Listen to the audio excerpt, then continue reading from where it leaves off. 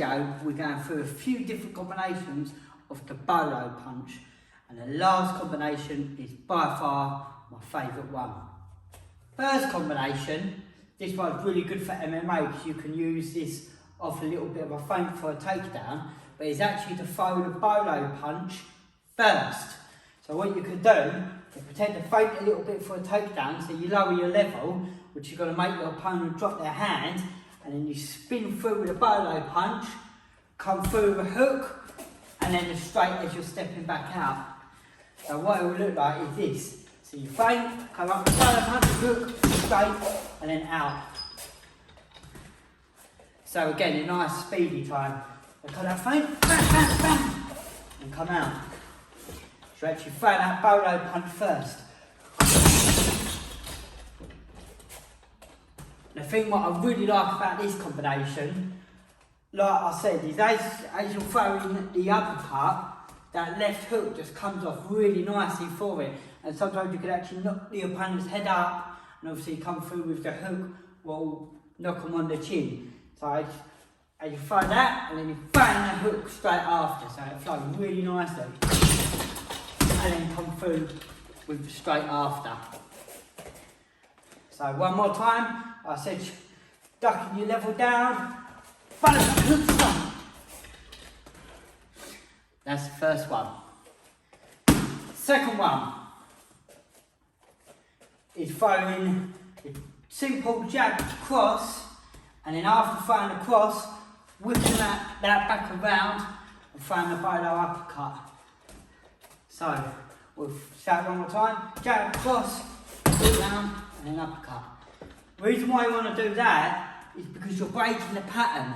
A lot of the time people will throw a jab, cross, hook, and then maybe the BOLO uppercut, which is a nice one, and there you go, you've got a little bonus there.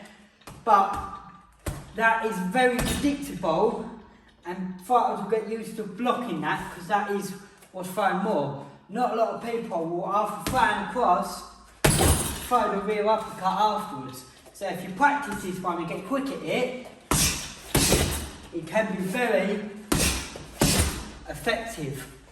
But we're just going to start off with the jab first, just to put them off, put their hands up. You cross as well, to reinstate, to make sure they've got their hands up, and then you whip that underneath. You can even go to the body.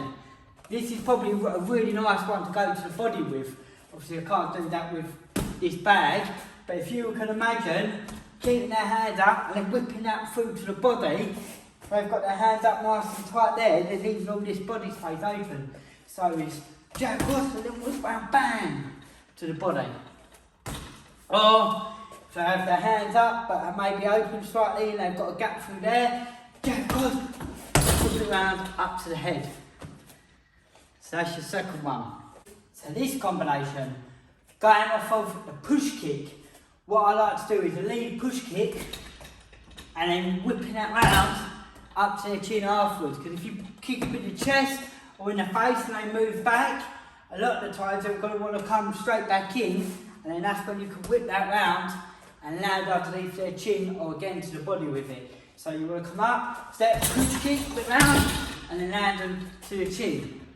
Or another thing what you could do, feint for the push kick, so I think that's got to happen, and then whip that round to the chin. So you can mix this one up. So basically you've got a push kick, and then push it up, around and under, or you can feint with a push kick, step in, whip it under and up, and catch them to the chin. Feint with a push kick, under and up to the chin, or actually push with a push kick, and then whip it up and around to the chin. Now, the last one, like I said, this is one of my favourite ones. Don't really know why it's my favourite one, probably because I get most successful with it, but it's basically just a double jab, feeling out. You can even do a triple jab, but it's jab, jab, bam, and then loading up with that BOLO punch. I think the reason why is because the BOLO uppercut, the BOLO punch, can be a little bit slower than just a traditional boom, straight from there uppercut. Because you've got to whip round, although I feel like you get a bit more power, it's almost like you're really loading up. Well, if you do the double jab, one jab, 2 jab. See where I'm coming from? You're loading it up and you're disguising it with the jab. So you go jab, jab, jab, and then catch that in really quick. So jab, jab, jab. So you're jabbing them, putting them off, putting their hands up, whilst you're loading up with a BOLO punch. So jab, jab. One more time.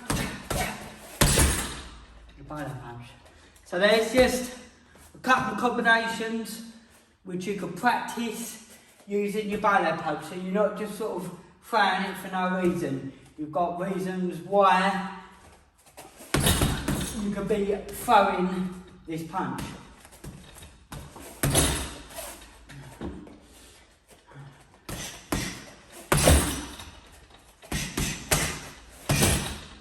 Thanks again for watching. Don't forget to smash that subscribe button. Give it a thumbs up if you enjoyed it. And if you want to see the video on how to throw the original BOLO punch, then check out the video on screen now. Hey!